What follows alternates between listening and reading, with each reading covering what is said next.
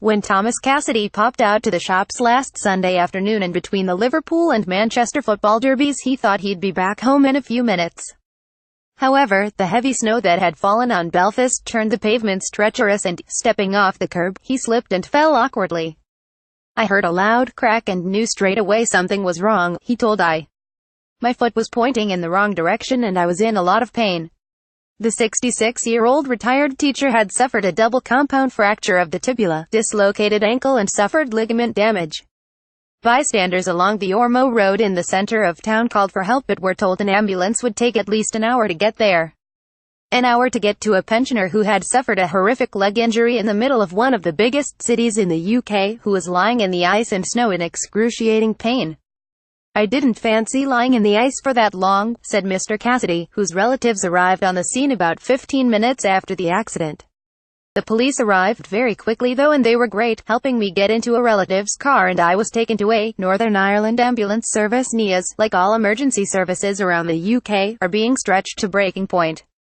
The average annual growth rate in demand calls and NHS 111 transfers for ambulance services since 201,112 is around 5% and shows no signs of slowing down.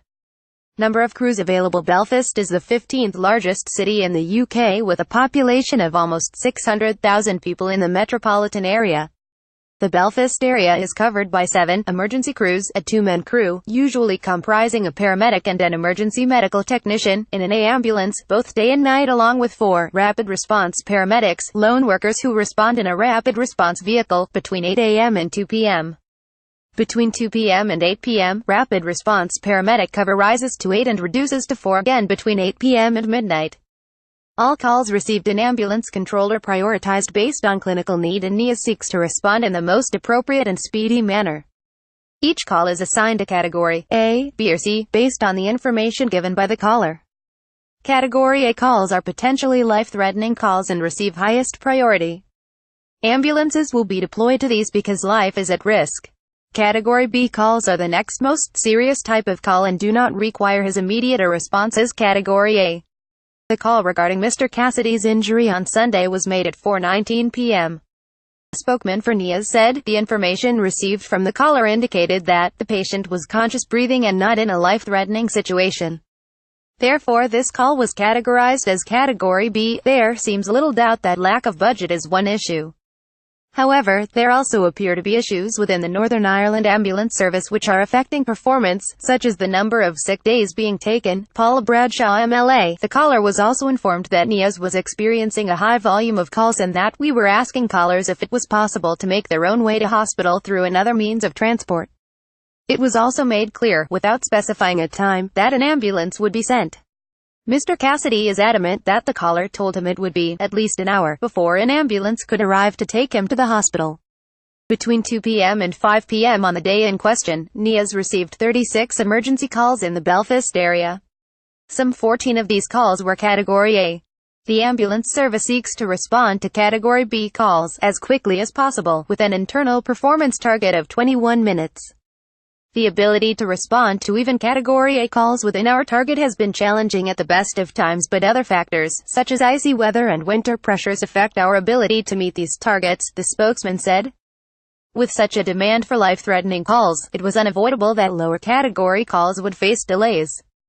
At the time of this call, all crews were engaged on other emergency calls. A rapid response paramedic was on scene within 27 minutes, according to NIAS. Their spokesman said, "Whilst this is a longer response time than NIAS would like and obviously longer than a patient might expect, there were a number of factors which impacted upon this. At any rate, the paramedic told Mr. Cassidy's relatives at the scene he would have had to call for an ambulance to take Mr. Cassidy to hospital as his estate car would not have been suitable for transport. By this stage, and in some pain, Mr. Cassidy was about to be driven to A for much-needed help." Apology. The ambulance service said, "NIAS would apologize to anyone who feels that the service they received was less than it should be. However, in order to ensure that we remain in a position to provide the most immediate response to those with the most serious conditions, NIAS would call on the public to consider if an ambulance is actually the most appropriate response to their needs and to consider self-care, pharmacy, GP and self-referral to the emergency department. Ambulance trusts face resourcing challenges that are limiting their ability to meet rising demand. Most trusts are struggling to recruit the staff they need and then retain them. The reasons people cite for leaving are varied and include pay and reward, and the stressful nature of the job. The ability to respond to even Category A calls within our target has been challenging at the best of times, but other factors, such as icy weather and winter pressures, affect our ability to meet these targets. Spokesman, Northern Ireland Ambulance Service. Stories abound in recent days of people waiting hours in pain for emergency help. The 79-year-old woman forced to wait an agonizing 3.5 hours for an ambulance in Inverness after dislocating a hip. Pensioner Alan Jones, who waited 11 hours for the Welsh Ambulance Service to reach him after he fell down the stairs at home, and 95-year-old Robert Craig of South Bank, Middlesbrough, who was left crying in pain as he waited 6.5 hours for an ambulance to arrive after he fell and broke his hip at his flat. Bradshaw, health spokeswoman for the Alliance Party, told "We seem to be hearing increasing numbers of cases of people being left to wait for ambulances for over an hour, even when clearly there are ambulances in the vicinity. There seems little doubt that lack of budget is one issue. However, there also appear to be issues within the service which are affecting performance, such as the number of sick days being taken. It is also unclear what the precise relationship between the NI ambulance service and the independent sector, which usually provides cover at busy times, has been since St. John's lost the contract some months ago. We need rapid clarification of how the ambulance service will be reformed so that we do not continue to see cases of people waiting intolerable lengths of time for emergency transport and treatment.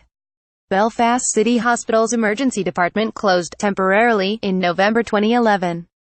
It has never reopened. Photo Peter Mully. FBGT images. On the 1st of November 2011, Belfast City Hospital's emergency department shut its doors.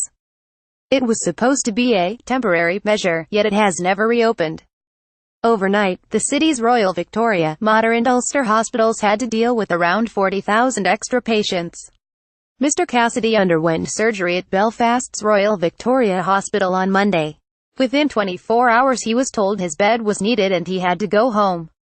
However, having failed the physiotherapy test, he could not even stand on crutches, let alone walk. He remained in hospital for another day.